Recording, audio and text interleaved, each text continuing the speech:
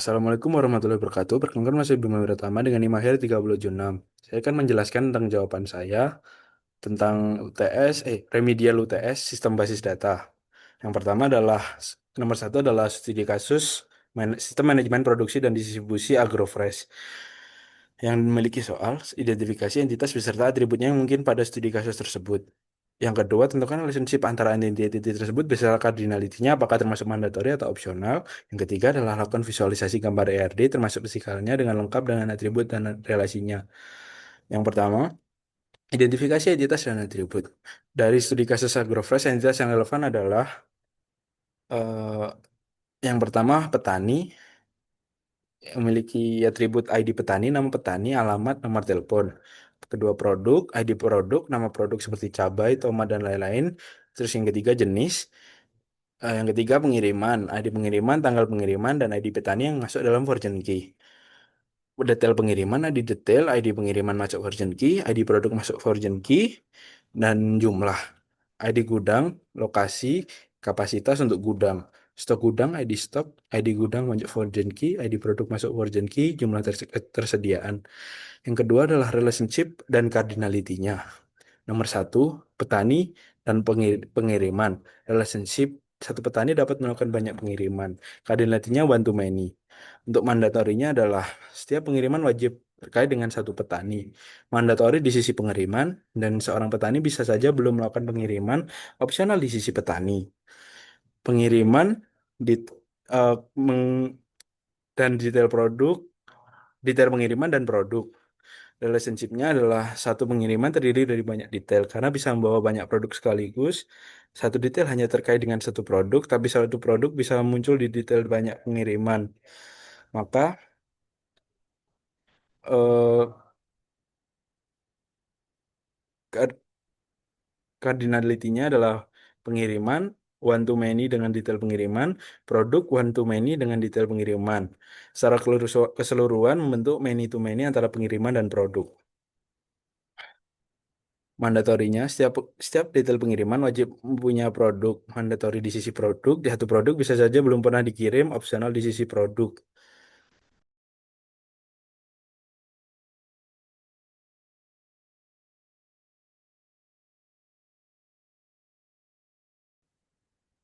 Produk produk gudang. Relationship, satu produk bisa disimpan di banyak gudang. Yang kedua, satu gudang bisa menyimpan banyak produk. Mandatorinya, cardinality-nya many to many. Mandatorinya tidak semua produk harus ada di gudang, jadi opsional di sisi produk.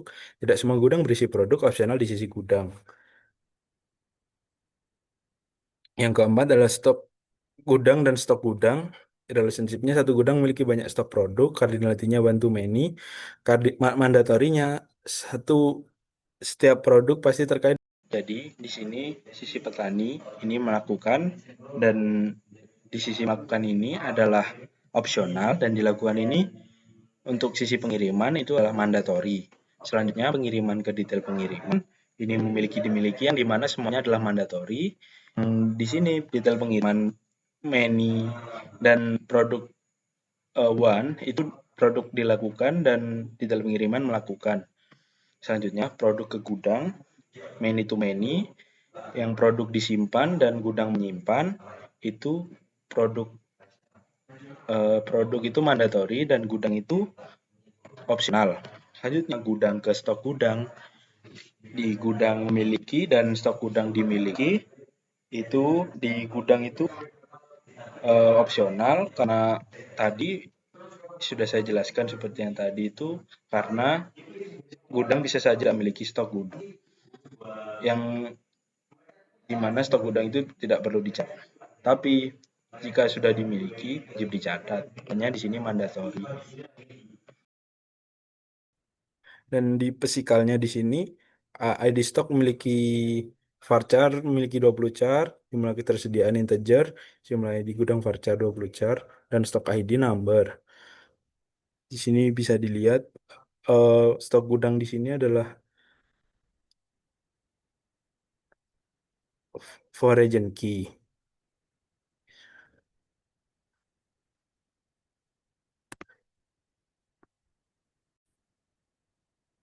Baik, saya akan menjelaskan tentang ERD-nya. Di sini saya langsung menjelaskan tentang saja tentang physical-nya. Yang dimana di sini bisa dilihat untuk foreign key-nya itu di sini ada gudang ID itu untuk gudang ID dan stok stok gudang ID. Lalu yang petani itu ada ada baik, saya akan menjelaskan tentang foreign key-nya. Di stok gudang di sini ada ID gudang. Lalu di pengiriman foreign key-nya ada ID petani dan ID produk. Di detail pengiriman ada ID pengiriman dan ID produk. Lalu di gudang ada ID produk. Selanjutnya saya akan menjelaskan nomor 2. Di nomor 2 di sini ada EduLearn dan kita memiliki tugas untuk mengoptimalkan menjadi bentuk paling optimal pada tabel di bawah ini untuk menjadi satu NF sampai 3 NF. Di sini memiliki beberapa masalah. Yang pertama adalah data di tabel tersebut berulang, lalu sulit update, dan tiga potensi inkonsistensi. Normalisasinya adalah pisahkan entitas agar setiap atribut bernilai atomik. Pelanggan, instruktur, kursus, pesanan, dan detail pesanan. Hilangkan ketergantungan parsial. Relasi pesanan kursus adalah M many to many buat tabel detail pesanan. Harga khusus yang disimpan di tabel kursus. Hilangkan ketergantungan transitif.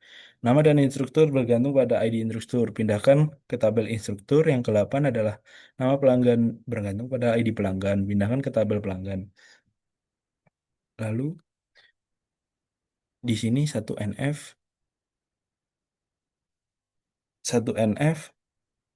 di sini kita sudah pisahkan semua menjadi agar tidak redundan. Selanjutnya 2NF kita pisahkan menjadi beberapa beberapa hal. Lalu di hasil penormalisasinya ada 3NF.